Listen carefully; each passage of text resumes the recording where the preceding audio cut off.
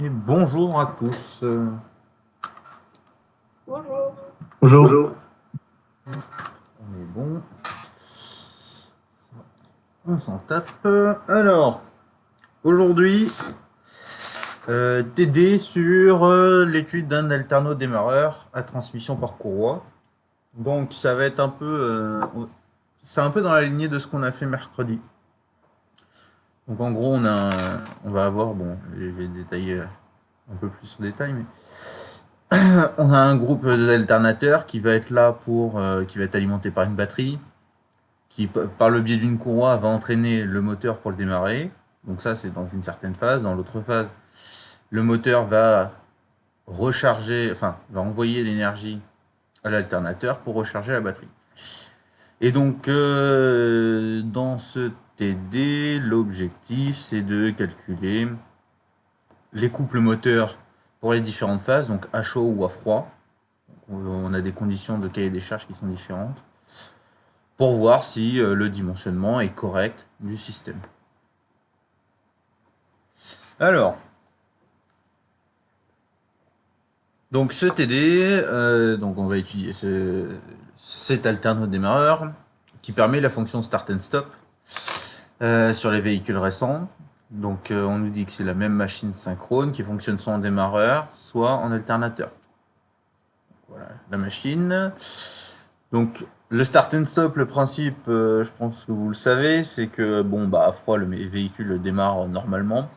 Et à chaud, quand vous débrayez à un stop ou un feu rouge, et que vous rembrayez, il faut qu'il démarre très vite. Donc là, on voit donc, dans le cahier des charges un démarrage qui est beaucoup plus rapide que le démarrage à froid. Donc notre système, donc, il est transposé ici.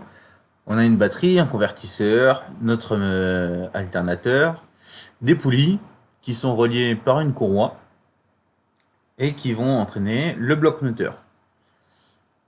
Donc, on me dit, donc c'est relié électriquement à la batterie, nanana, ok. Cette deuxième poulie entraîne le vilebrequin du moteur thermique à la vitesse ω-v. Le couple résistant au vilebrequin est composé de deux termes. Le couple de décollage, qui vaut 80 Nm à froid et 40 Nm à chaud, pour le véhicule considéré ici. Le couple de compression, il vaut 40 Nm. Donc on nous dit le cahier des charges pour les démarrages à chaud et à froid. On nous donne certaines informations, donc le rayon des poulies. On nous donne le moment d'inertie des masses autour du vilebrequin et le moment d'inertie du moteur de la machine synchrone. Donc on nous dit que en mode alternateur, le courant admissible, maximal admissible par l'accumulateur ne doit pas dépasser 150 ampères. L'accumulateur peut être modélisé par une source de tension à vide de 12,7 volts et une résistance interne de 6 milliohms.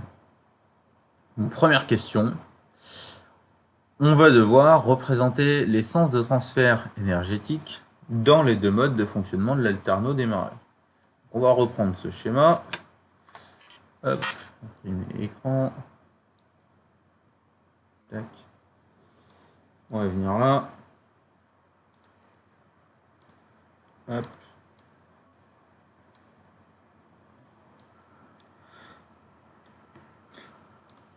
Alors, du coup, question 1.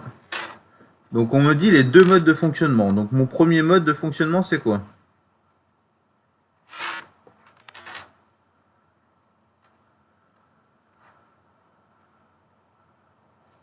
Merde, j'ai rien entendu.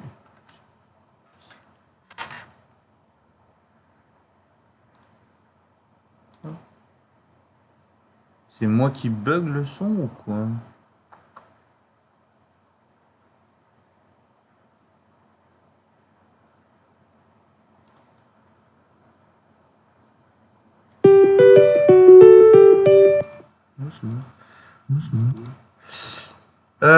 Donc du coup, premier mode de fonctionnement, est-ce que quelqu'un a une idée?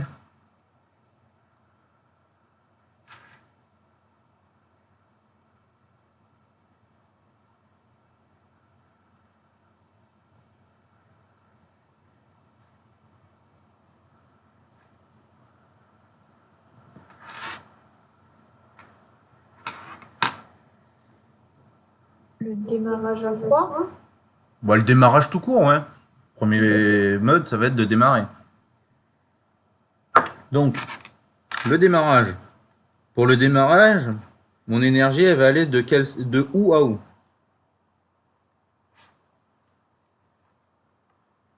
De la batterie à la machine. Voilà. Et de la machine, après, ça va aller où? Au bloc moteur. Exactement. Donc, on va avoir un sens de circulation de l'énergie qui est dans ce sens-là. Et donc, notre deuxième mode, ça va être quoi?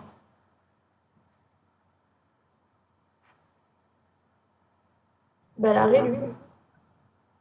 Et non. Ah, bon, ben non. Fonctionnement normal. Enfin, Alors, qu'est-ce que tu appelles fonctionnement normal? quand le moteur il tourne continuellement. Ouais. Alors, je sais pas si vous y connaissez un petit peu en électrique. Une batterie, donc là, on vient de pomper de l'énergie dans la batterie. Si je fais plusieurs démarrages, juste comme ça, qu'est-ce qui va se passer au bout d'un moment avec ma batterie? Ça va être vidé. Voilà. Donc, pourquoi est-ce... Rechargement de la batterie. Comment? Le rechargement de la batterie, du coup. Exactement. On recharge la batterie.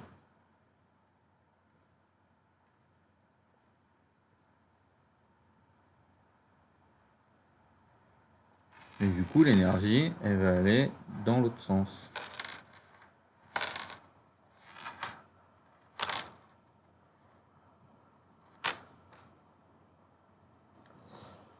Où est-ce que j'ai mis mes notes?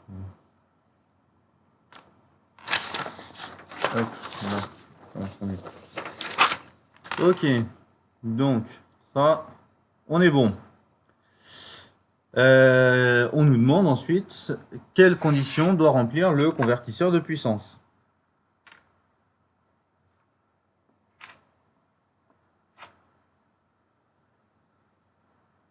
Donc si je regarde au niveau du convertisseur de puissance, qu'est-ce qui se passe? L'énergie, elle va dans quel sens? Il est où le convertisseur de puissance là? Il est là. Ah d'accord. Ah ben dans les deux sens. Voilà, il doit être bidirectionnel en courant. Parce que sinon, forcément, ça va pas bien marcher. Alors...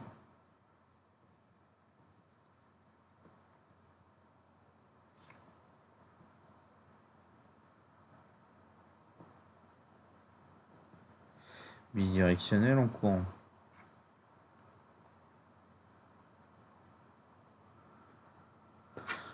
Bon, là, c'était les questions, on va dire, de réflexion basique. Maintenant, on va commencer à faire un petit peu de calcul. Hop. On me demande de déterminer la puissance maximale que doit fournir la machine synchrone en mode alternateur.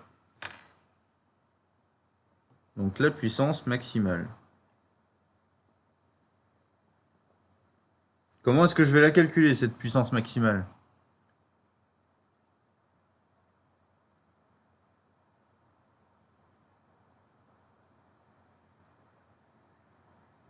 Bon, on a le courant maximal. Ouais. Donc on a Imax. Qu'est-ce qu'il nous faudrait d'autre pour calculer P du coup? Bah, une tension. Ouais. Alors on va prendre quoi comme tension? Si on revient sur le sujet.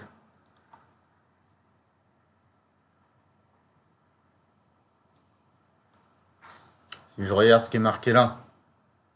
La tension à vide. C'est tout? Non, plus La résistance. ouais, la résistance. Voilà. Faut pas oublier la résistance interne. Hop. Ah. Bon. Voilà. Donc on a ça et U0. Donc comment est-ce que je vais le calculer mon Pmax là avec tous ces trucs là? Bah, RI carré pour la résistance. RI carré. Et après, plus VI. Ok. Et donc ça va me faire donc 6 fois 10 moins 3 fois 150 plus, on avait dit max, 12,7 fois 150.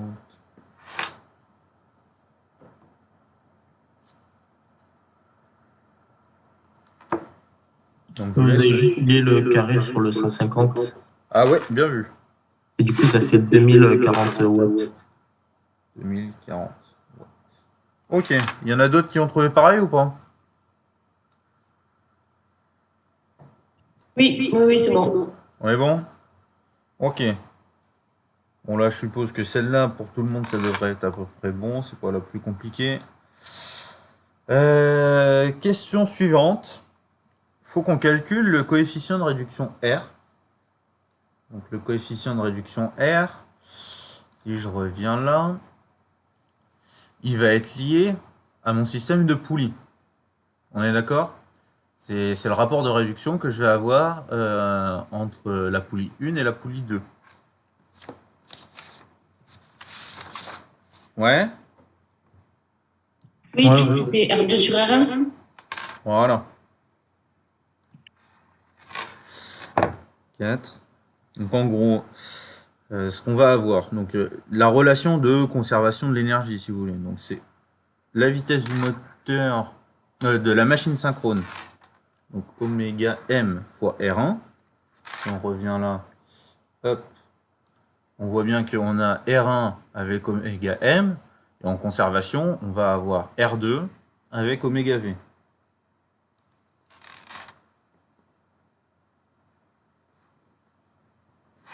R2, et donc effectivement, on va poser R est égal à R2 sur R1.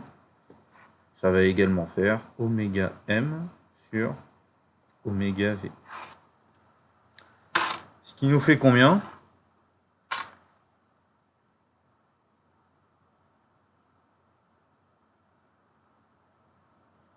Vous avez les... Hop. 2,66. Ouais, 67 plutôt. Ouais, c'est de 67. Ok. Là, on est bon pour ça. Est-ce qu'il y a des questions là-dessus ou pour le moment on est bon? On est bon. On est Ouais, bon. c'est bon. Ok. Ensuite, on va... Hop. Question 5. Calculer le moment d'inertie des masses en rotation sur le vilebrequin ramené sur l'axe de rotation de la machine synchrone, que l'on appellera JV sur MS. Donc en gros, c'est ce qu'on avait fait mercredi avec le tramway quand on avait tout ramené au même endroit. Donc là, on va faire la même chose. Sachant que ce moment d'inertie, JV, des masses autour du vilebrequin, on le connaît. On a sa valeur numérique. Donc, si je reviens, comment est-ce que je vais calculer mon JV sur MS? Quelle équation je vais utiliser?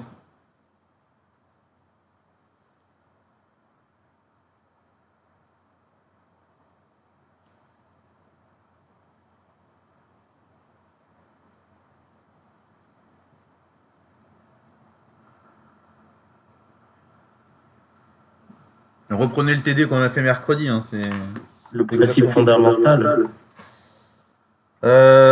ça va, on va l'utiliser plus tard, ça je crois, pour le calcul des couples. Ça va être question 7 ou 8, je crois, un truc comme ça.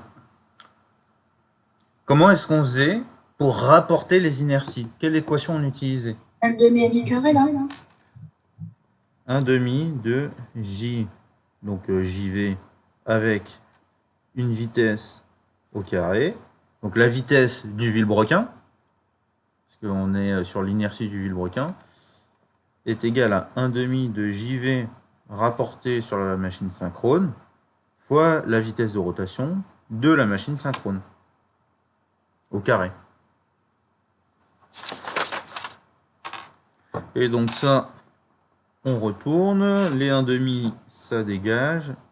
JV sur MS est égal à JV oméga V au carré sur oméga M au carré. Si je regarde ce que j'ai écrit ici, je vais pouvoir faire apparaître mon R que j'ai calculé tout à l'heure. Donc, ça va faire du sur R au carré, donc ça va faire JV sur R carré.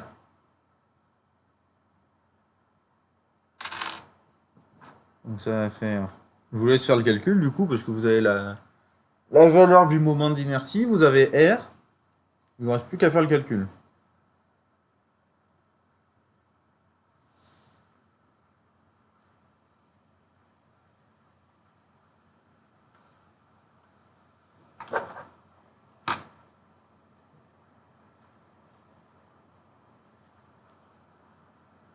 Ça fait 21,04. 21,04 quoi? Oui, j'ai parlé. C'est grammes par mètre carré. Grammes mètre carré. Ah oui, pardon. Il y a quelqu'un d'autre qui est d'accord avec ça ou pas? Oui, c'est bon. Ouais, impeccable.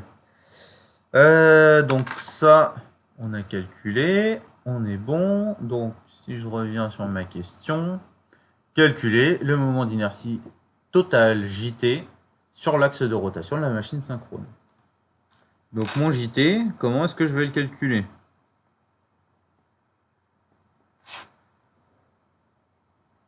JT, c'est ce qu'on a vu mercredi, c'est l'inertie totale. Donc c'est la somme de toutes les inerties sur l'axe de rotation.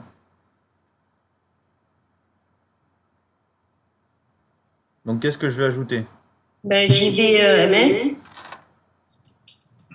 Ouais. plus non, c'était quoi? JMS Ouais. plus JV. Plus JV encore? Non, non, il a déjà été. Ah, déjà mis. Eh oui, tu l'as rapporté c'est bon. déjà, il n'y a plus besoin. C'est bon. Donc on a, bon, le 0,4, on s'en fout. Donc 21. Pour le JMS, on a combien? 80. 4 grammes, donc ça nous fait 25 grammes mètre carré.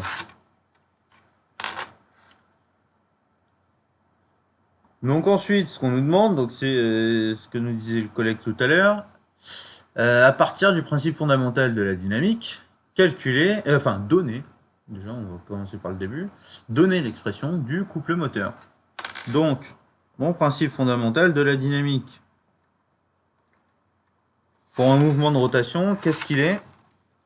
Somme des couples, enfin, au couple moteur moins couple résistant, c'est égal à J fois l'accélération. Alors, du coup, on va mettre JT. Et c'est laquelle d'accélération? Ah, bah, angulaire. Voilà. Donc, sur notre machine synchrone. Du coup, on va avoir du CM qui est égal à CR plus JT D2 oméga MS sur DT.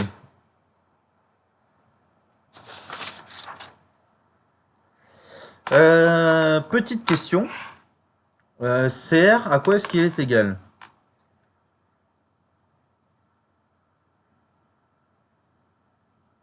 Notre couple résistant.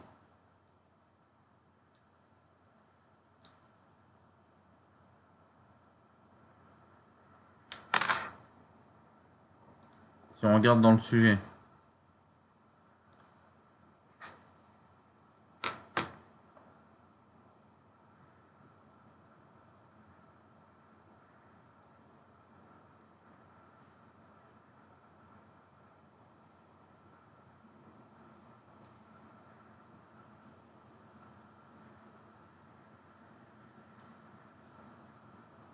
Bah, c'est égal à CDV plus CCV. Ouais. C'est tout?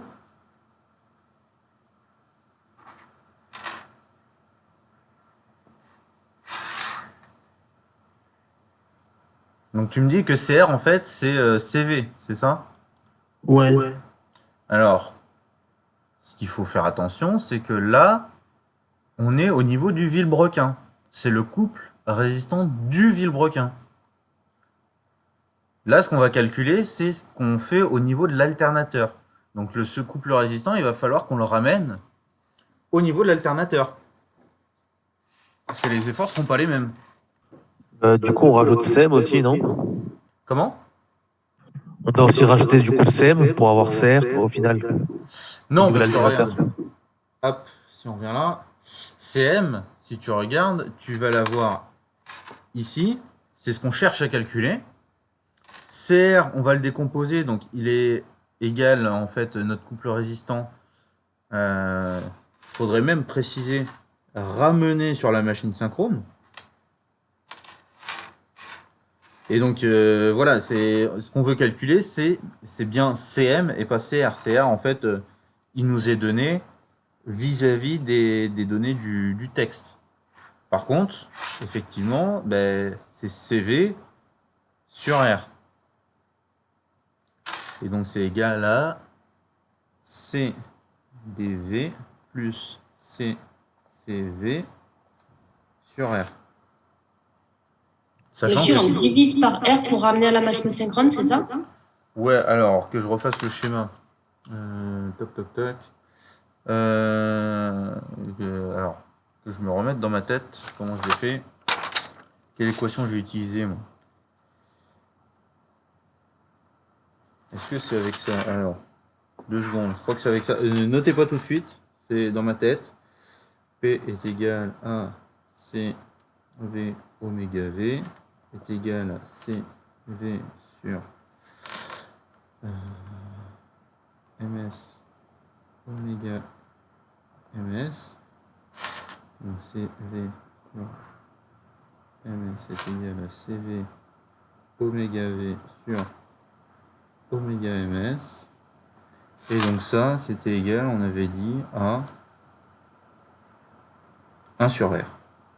Hop, c'est égal à CV sur R. Donc là, c'est bon. Donc en gros, ce que je fais, c'est que pour calculer mon CR, c'est j'écris la puissance.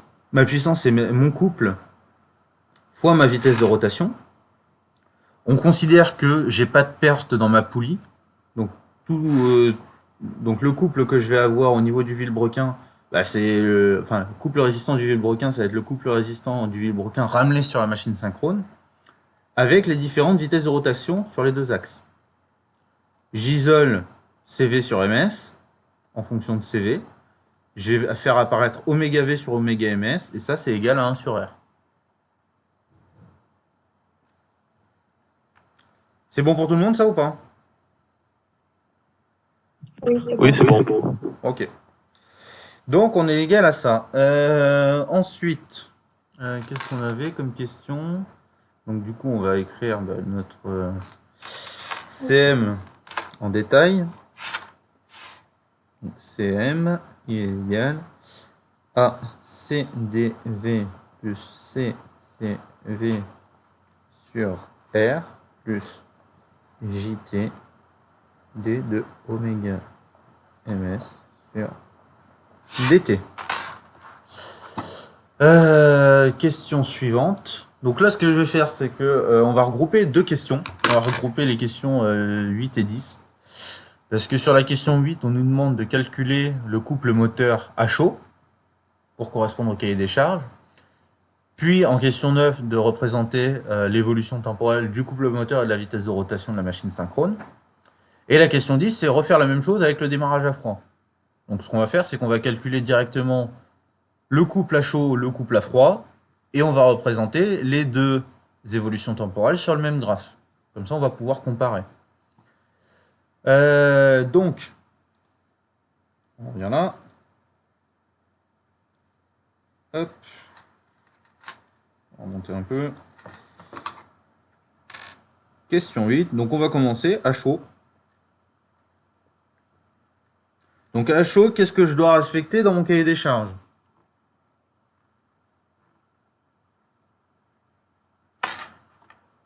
Le couple de décollage, Ouais, donc le couple de... égal à 40 Nm. Ok. Donc ça, c'est une des données qui change. Est-ce que j'ai une autre donnée?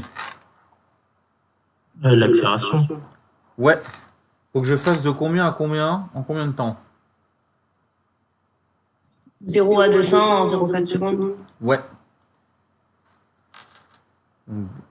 Donc ça, c'est le n. Hein. Mon grand N, ça va être ma vitesse en comment ça s'appelle? En tours par minute, ok? C'est comme ça qu'on l'appelle en général. Donc d sur dt, c'est égal à 200 sur 0,4 tours. Ouais, c'est dégueulasse ce truc. Donc mon accélération, c'est 200 tours par minute en 0,4 secondes. Est-ce qu'on a autre chose? Ou tout le reste c'est bon? Tout le reste ça va pas bouger. Ok. Donc on va avoir donc notre couple résistant, on est bon. Par contre, ce qu'on connaît, bah, du coup, c'est la vitesse de rotation en tours par minute. On a son accélération. Mais nous, ce qu'on veut, c'est d de oméga ms et pas d de nms. Donc comment est-ce que je passe de l'un à l'autre?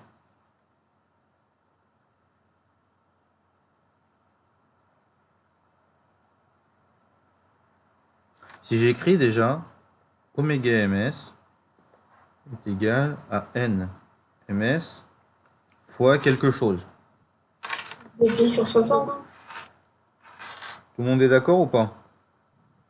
Oui, oui, c'est bon. Ok.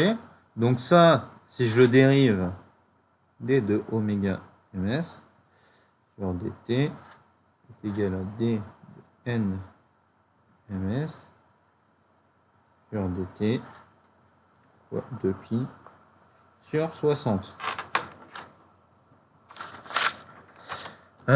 Donc ça va nous faire en gros du 200 fois 2pi sur 0,4 fois 60. Je suis bon ou pas par rapport à ce que j'ai écrit? Peut-être, je sais pas, j'ai écrit des conneries. Ça nous fait combien?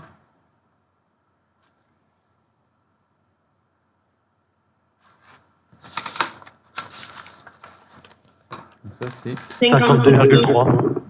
Ouais, 0,4 plutôt. 50 combien? 2,4. Et c'est quoi comme unité? Oh merde. Des mètres par seconde. T'es sûr de ton coup? Au carré, mètres par seconde carré. Donc oméga c'est des mètres par seconde. Des radians. Eh ouais. Ah oui, oui, oui, bien sûr. Donc je vérifie si j'ai bien ça comme valeur. Moi. Ouais, peut-être. Ça, et donc du coup, mon couple moteur à chaud. Donc là, on va bien préciser que, bon, bah, voilà, couple à chaud, c'est égal à, donc on a dit 40 plus 40 sur 2,67 plus 25 fois 10 moins 3, parce que du coup, les grammes, il faut que je les passe en kilogrammes, fois 52,4. Combien est-ce que j'ai?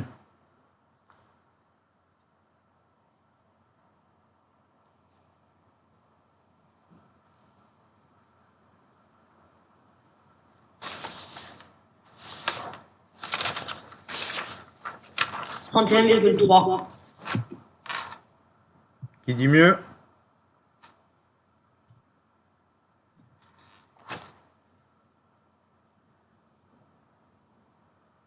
Personne? Non, c'est ça. C'est ça? Impeccable. Donc là, on a fait le couple à chaud, on va faire le couple à froid. Donc ça va être exactement la même chose. Hein. Donc ici, du coup, on a du 80 plus 40, parce qu'on a dit que le couple de démarrage, de décollage à froid, il est de 80 Nm, toujours sur 2,67. Mon inertie, elle n'a pas bougé. Et mon accélération, du coup, je vais passer de 0 à 200, ça change pas. Le 2pi sur 60, ça change pas. Par contre, le temps delta t, lui, va changer. On va accélérer en 1 seconde. Là, c'est un plus.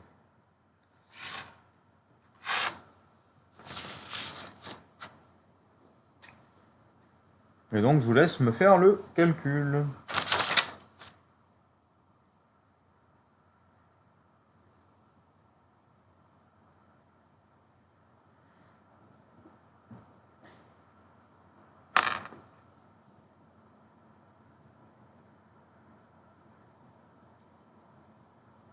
J'ai 45,5. Ouais. Qui dit mieux?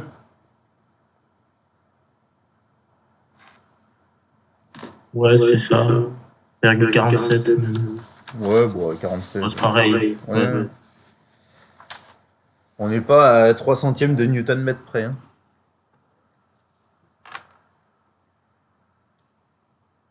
Bon. Du coup, on a calculé nos deux couples. Donc, le couple à chaud, le couple à froid. On a calculé nos deux couples de démarrage. Donc là, ce qu'il faut qu'on fasse, c'est de représenter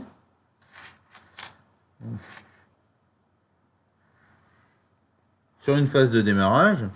Donc ici, on va avoir le temps en secondes. Ici, on va avoir le couple moteur en newton-mètre. Oh, d'ailleurs, ouais, il va pas être ouf mon truc là si je fais comme ça. On va se mettre là, parce qu'on va avoir suffisamment d'amplitude. C'est la question 9, ça, du coup. Ouais, la Ok. question 9 pour à chaud et à froid. Ouais, ok. Donc le couple moteur en newton-mètre. Et ici, on va mettre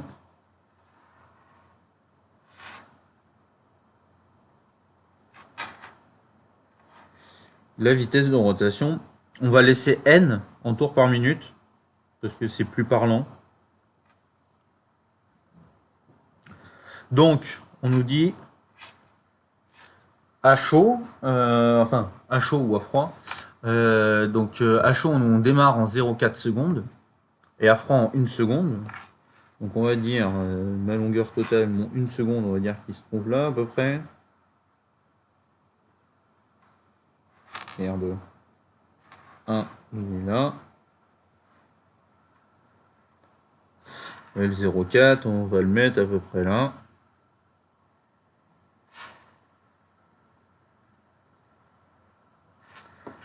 Donc, démarrage à chaud.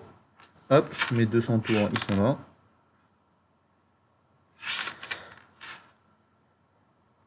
Donc, comme on a vu mercredi, je vais avoir une augmentation de la vitesse qui va être linéaire. 2 secondes. Oui. Et j'ai fini. Et là, on te voit pas. Oui, par contre, ça, il le voit. Non, mais j'ai presque fini là. Dans un quart d'heure, j'ai fini. Du mal ton truc. Mais non, mais c'est qu'il me détourne. Si je suis prêt, ça va. Si je suis loin. Le but, c'est qu'il détourne. Après, c'est une version gratuite, donc forcément. C'est une version gratuite de quoi? Ça s'appelle XSplit. Ouais. Pour détourer comme ça. C'est pas Zoom qui le fait ça? Non. Ouais, j'ai un truc que je passe en affichage. En fait, ils voient ça, les étudiants. Là. D'accord. Ben, c'est ce que tu fais avec Zoom. Non, mais je te montrerai tout à l'heure. Non, parce que moi avec Zoom, c'est ce que je fais. Ouais. Je choisis cet écran-là, par défaut. Bon, tu manges là, toi, ou pas? Ouais. Bah, de suite. Excusez-moi.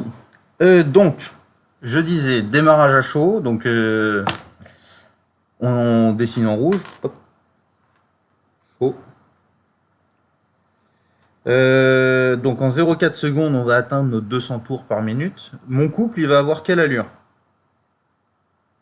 Il va monter direct à 40 Nm. Ça va être une... À 40, à combien? 40 à chaud. Regarde ce qui est encadré en rouge. Ah oui, 31,3. Voilà. Tout à fait. Hop. Donc on va avoir une augmentation comme ça pendant les 0,4 secondes. Et après, on va baisser jusqu'à la valeur du couple résistant. Voilà. Là, pareil, ça va augmenter, enfin, ça va être constant en pointillé. Ok. Donc maintenant, on va faire la même chose à froid. Donc à froid, on a 45. Enfin, hop, on va aller jusque là déjà. Alors le trait va pas être droit du tout. Hein. Hop. Pour après être constant. Et le couple, du coup, on va avoir 45,5. Donc on va avoir notre augmentation.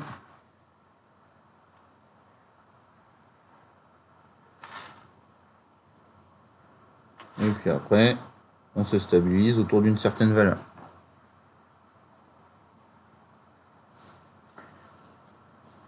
Ok, donc ça, qu'est-ce que je voulais dire là-dessus? Il y avait un truc que je voulais dire. Si vous analysez les courbes un petit peu, vous diriez, parce que bon, on sait que la puissance, c'est le couple fois la vitesse de rotation. Qu'est-ce qui consomme le plus d'énergie? Un démarrage à chaud ou un démarrage à froid? Froid. Ouais. Donc on voit que si on fait le produit des deux, déjà, le temps est beaucoup plus long sur le démarrage à froid, et en plus le couple est beaucoup plus important. Donc le produit forcément va être beaucoup plus grand. Et ça va arriver sur du coup la dernière question. Donc calculer la puissance maximale fournie par la machine synchrone nécessaire au démarrage à froid et à chaud du moteur thermique. Et après on nous demande de comparer ces valeurs avec ce qu'on a calculé sur la puissance avec la batterie tout au début. Donc ça, c'est la question 11. Donc, notre P à chaud. Donc, c'est ce que j'ai écrit tout à l'heure. Hein, c'est mon couple CM à chaud fois la vitesse de rotation, oméga ms, et P à froid. Mon couple moteur à froid fois oméga ms. Donc la valeur qu'on va prendre pour oméga ms, ça va être laquelle?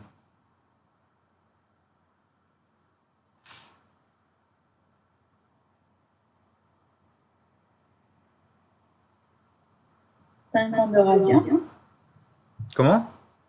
52,4 radians. Alors, 52,4. Pourquoi 52,4? D'où est-ce qu'elle sort cette valeur?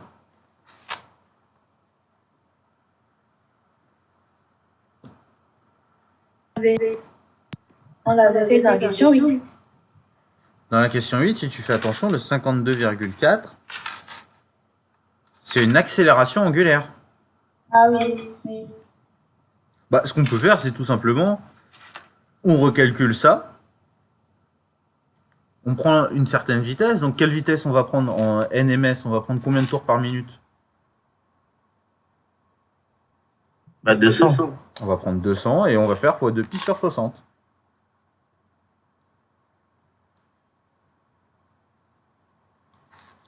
Est égal. Là, on avait 33, combien?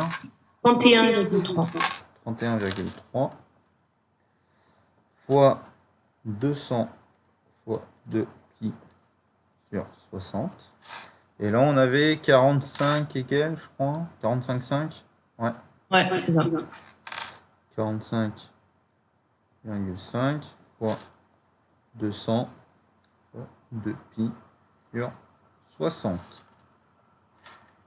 Je vous laisse me faire les applications numériques. Ça fait 655,5 pour la puissance à chaud. 655,5. Ouais.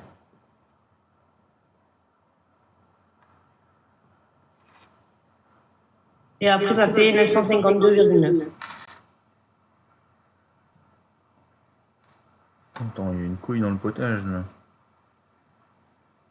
Pourquoi j'ai beaucoup plus moi? Est-ce que j'ai fait une erreur dans ce que je vous ai dit?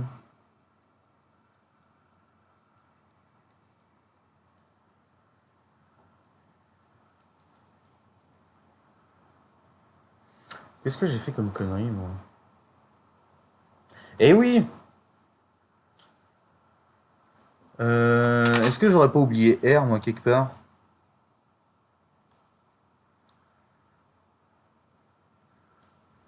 Ouais, d'ailleurs on l'a oublié là-dedans aussi R. Eh ouais.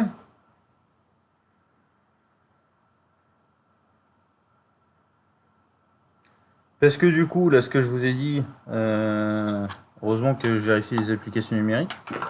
Ce que j'ai oublié de mettre, c'est de mettre le NMS, c'est pas 200 tours par minute. On est d'accord? Ça, c'est N Villebrequin.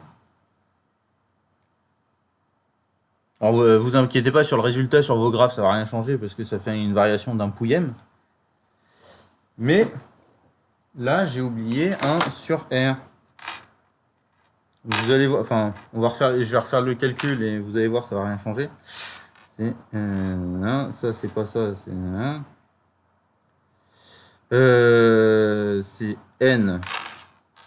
Hop, que j'efface correctement. Hop. Donc effacez bien parce que là, j'ai fait une connerie. Donc, c'est N, D de NV sur DT.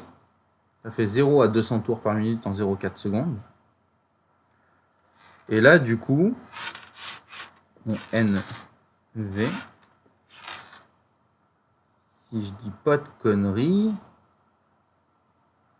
il est sur R. Je regarde sur mes notes, 2 secondes. Il est sur R ou fois R?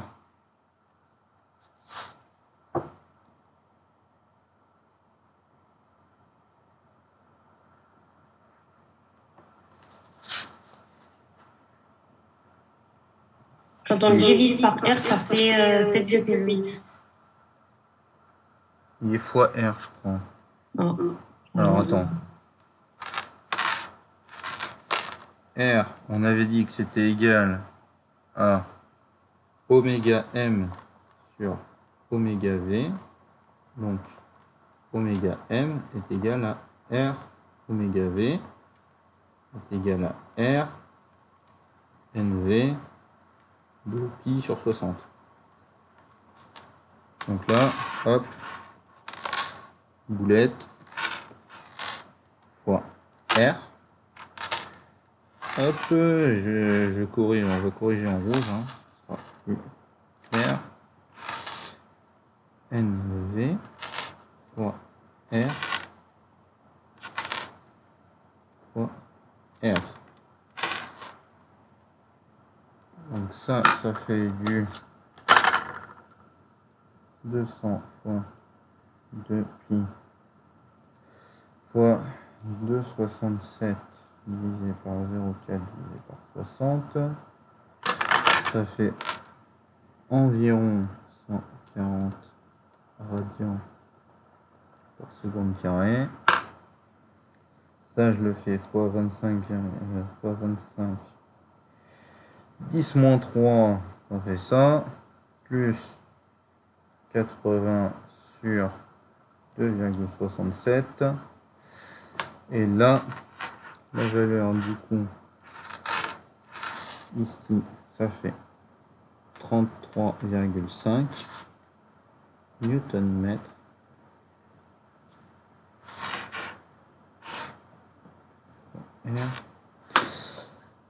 Hop, on reprend là.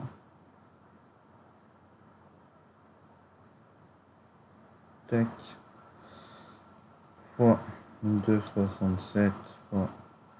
Ah merde, mais 2,67, j'ai mis 25, 10, 23, plus 120 sur 2,67.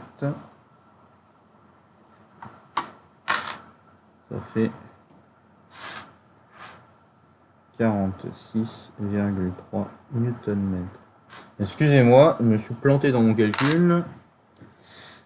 Ça m'apprendra à faire sans regarder mes notes. Voilà, donc du coup, j'ai remis les R là où il fallait. Ici, du coup, c'était pas ça, c'était 140. Est-ce que vous avez compris l'erreur que j'ai fait ou pas?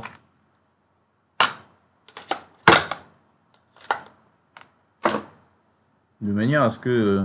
Est-ce que vous pouvez expliquer pourquoi vous faites fois R Ouais. au début? Parce que si tu veux, les 200 tours par minute, c'est les 200 tours du vilebrequin. Oui, ça oui. Donc, ce que j'ai fait, c'est que... Hop, que je revienne là. Comme c'est la vitesse du vilebrequin, là je vais le gommer, je vais écrire en plus grand. Ce que j'ai fait, c'est que j'ai réécrit mon rapport R, c'était oméga M sur oméga V. Donc oméga M, c'est égal à R oméga V. C'est égal à R NV de pi sur 60. Donc, Ok, voilà, c'est pour ça que j'ai écrit fois R et pas divisé par R. Est-ce que c'est bon pour tout le monde, ça? Ouais, ok, c'est bon. Oui, c'est Ouais. bon. Puis je m'en suis pas forcément rendu compte parce que les valeurs, bon, ça reste des valeurs très proches, vu que l'inertie est très faible. Donc ça changeait pas énormément. Ça, donc du coup, ici, vous avez du fois R qui va rentrer en compte. Qui va modifier un petit peu le résultat.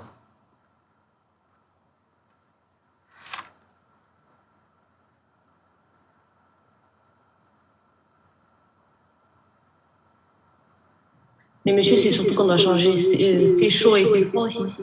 Ouais, effectivement.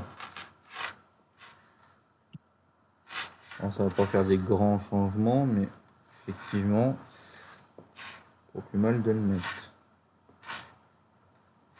46, combien? Merde.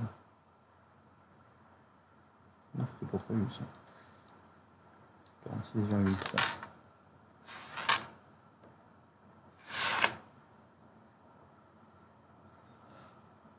Ça fait 1873 watts.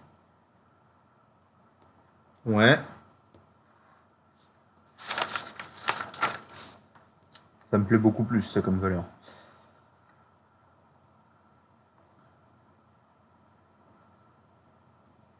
Et l'autre, ça fait 2589. 2589. Alors, bon, ça, voilà, là, les ordres de grandeur, on est mieux. Par rapport au Pmax qu'on a calculé tout à l'heure, donc qui fait 2040, est-ce que va pas y avoir un souci à un moment? Bah si, pour la puissance à froid. Ouais. Alors, à Ouais, votre avis... Ouais, vas-y. Bon, on va trop consommer, quoi, et du coup, ça va caler. Alors, Non, on va demander trop de puissance. ouais. Alors, est-ce que... La question, c'est... le démarrage, il dure combien de temps? Une seconde. Voilà. Plus de temps. Est-ce que tu penses que là, on a quoi? On a 25% de surcharge de puissance. Est-ce que tu penses que pendant une seconde, le moteur, il est capable de tenir la batterie, elle est capable de tenir cette surcharge? Normalement, oui, c'est une bonne Ouais, je batterie. pense. Voilà. Et exceptionnellement, dans des phases très particulières, si tu mets pas trop longtemps, ça va marcher. Par contre, effectivement, faut pas que ça dure des heures et des heures, quoi. Donc c'est pour ça que quand vous avez la batterie qui est à plat sur votre voiture et que vous essayez de démarrer, ça sert à rien de continuer parce que de toute façon, vous allez vider de plus en plus la batterie. Et puis elle va pas aimer parce que du coup, elle en appelle de courant très fort. Est-ce qu'il y a des questions sur ce TD? Non, mais monsieur, c'est quoi la conclusion du coup? La conclusion, si tu veux, c'est que effectivement, on va avoir une puissance à froid. On va avoir besoin d'une puissance à froid qui va être supérieure à ce que la batterie peut sortir. Mais comme on est sur un laps de temps très court, ça va pas être gênant, ça va pas être problématique de fonctionner en sur-régime à ce moment-là. Si tu veux, c'est comme, je sais pas si vous avez remarqué, les rhéostats que vous aviez en salle de TP, il y avait deux valeurs d'indiquer. Une valeur à froid, enfin une valeur constante en régime permanent et une valeur pendant 15 minutes. Parce que pendant un certain temps, on admet une surintensité. Là, c'est pareil. Ok, d'accord. Ok? Ouais, c'est bon. Je vous ai mis la correction. Alors, la bouilloire, mon collègue vient de me donner la correction, donc je vais vérifier que ce que je vous ai mis, c'est bon. La pompe à chaleur, j'attends toujours. De ce que j'ai vu globalement, j'ai fait à peu près la même chose que lui pour la bouilloire. Il faut que je vérifie les valeurs. Donc pour la bouilloire, d'ici la fin de la journée, vous aurez la version définitive. Et pour la pompe à chaleur, on reste sur la version. Pour le moment, il n'y a que la mienne. J'attends de voir sur mes collègues ce qu'ils vont me donner. Ok? Ok. D'accord. Voilà. La semaine prochaine, du coup, les TD, ce sera TD matériaux. Donc, il y aura une partie matériaux magnétiques et une partie matériaux conducteurs. Voilà. Eh bien, bon appétit à tout le monde, si c'est tout. Et puis, à la semaine prochaine. Merci, vous. Merci, au revoir. Merci, au revoir. Merci, bon week-end.